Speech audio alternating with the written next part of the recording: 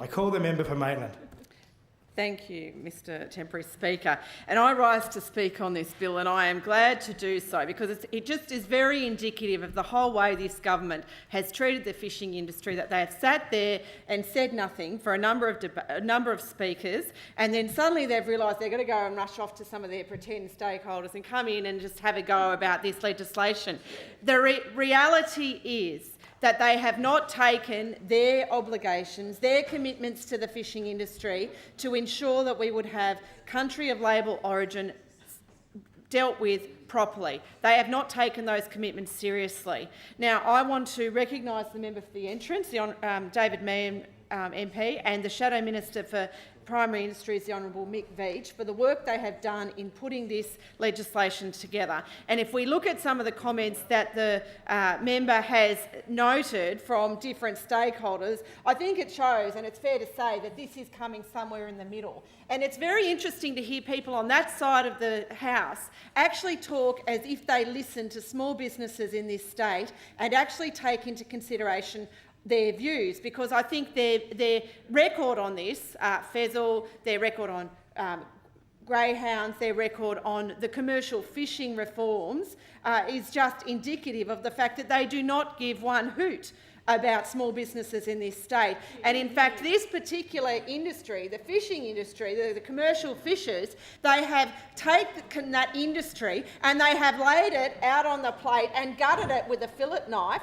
over the last year, and it has been bleeding and bleeding and bleeding due to the disregard for small communities, the disregard for generational businesses that this government has got in their place. Now, talk about red tape. Obviously, the member for Wallandilly hasn't read the Auditor-General's report into the reduction of red tape, because this government came to power promising to reduce red tape for small businesses. They have done nothing of the sort. The Auditor-General has said that they have not done anything. And if we look at the amount of regulation that they have imposed on small businesses, the lack of contrary legislation with unintended consequences, that is just a disgrace. And it is something that has been noted not just by the Auditor-General, not just by people on this side of the House, but by the industries and by our local communities who are sick to death of this government gutting their industries. That is all that happens. We've got commercial fishers at the moment who, as well as dealing with the disastrous commercial fishing reforms, and he didn't happen to mention they're all in court about this,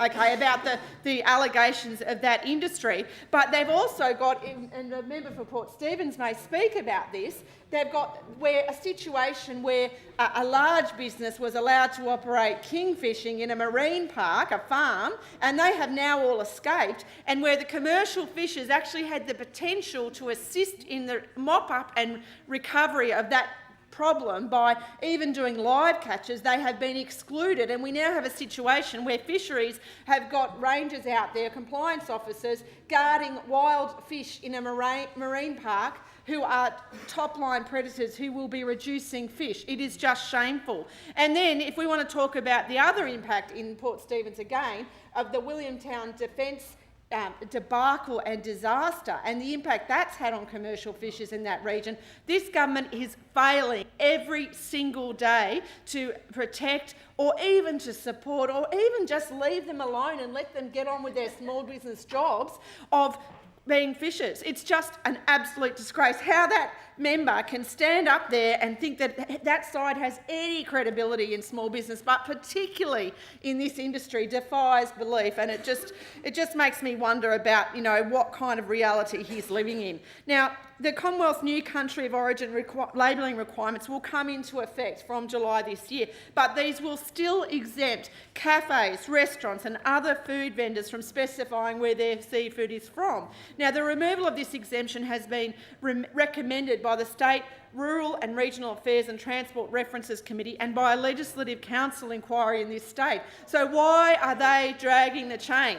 Now, they talk all the time about getting on with the job and doing things to make things better for business in New South Wales. We have got a piece of legislation on the table. If they don't agree with it, that's fine.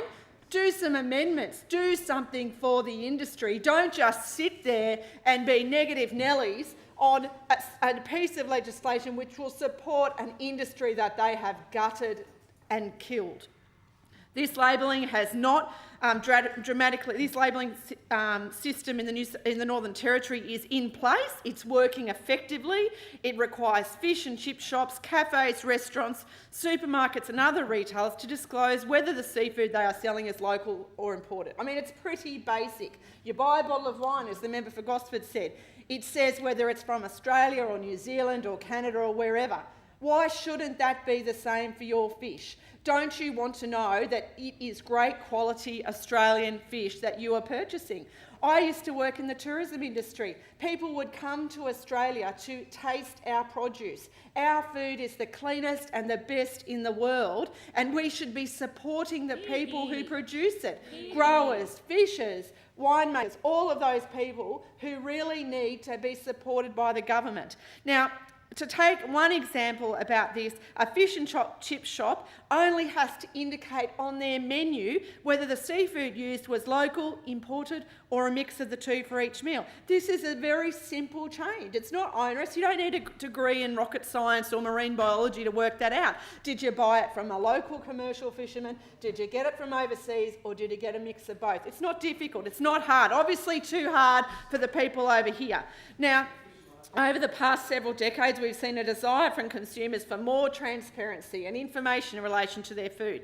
In fact, we've seen some revamping of the Australian-made labels. Remember when Australian-made, the yellow kangaroo with a triangle, 100% Australian-made. Now they indicate what percentage of items was made by Australian producers, what 100% ingredients, all those sorts of things, they're indicated by that. This is a shame. Our manufacturing in this state, in this country, our production of food has to be supported by government. Otherwise, we will be taken over by global businesses from other countries who will take our market share. This bill should be supported by all members in this House. As Australians, we all look to buy Australian-made products first. This is because we want to support the businesses that create jobs and contribute to our economy. We know that consumers are willing to pay more for Australian products, and because they know that they are of a higher quality. They know that the waters they come from are clean. I can see you nodding there. That's right, isn't it? We know, Mr. Speaker, that people in Australia want the best quality food. So back in May 2016, over a year ago, the government announced that they would work with commercial fishers and retailers on a seafood labelling scheme. We've heard nothing more from this side. How much more time do they want? We're getting on to 2 years in May when their promise still not delivered. And the first chance they get to bring it to this table, we've brought it here. The member for the entrance and the Shadow Minister for Primary Industries have come here and said, we've got an idea, we've got a bill, we've gone through the drafting process, and Negative Nelly over there wants to say, well, it's not our bill, we're not going to support it. This is not good for businesses in our state. This government has sat on its hands for over a year. It has watched on as commercial fishing industries in our community, businesses that have been operating, some of them for 5 generations. 5 generations of a family in that business are now no longer viable because this lot over here do not understand the value of businesses in our regional communities. Exactly, I acknowledge the interjection of the member for Port Stephens there. They don't know hard work on that side. This puts at risk our fishing co-ops that support our regional coastal communities to the tune of tens of millions of dollars a year. They will not survive if we don't have a local fishing industry. The Labor opposition has been working to support our small businesses here across the state, but particularly in fishing, where they have just been absolutely done over by this government. There is absolutely no other way.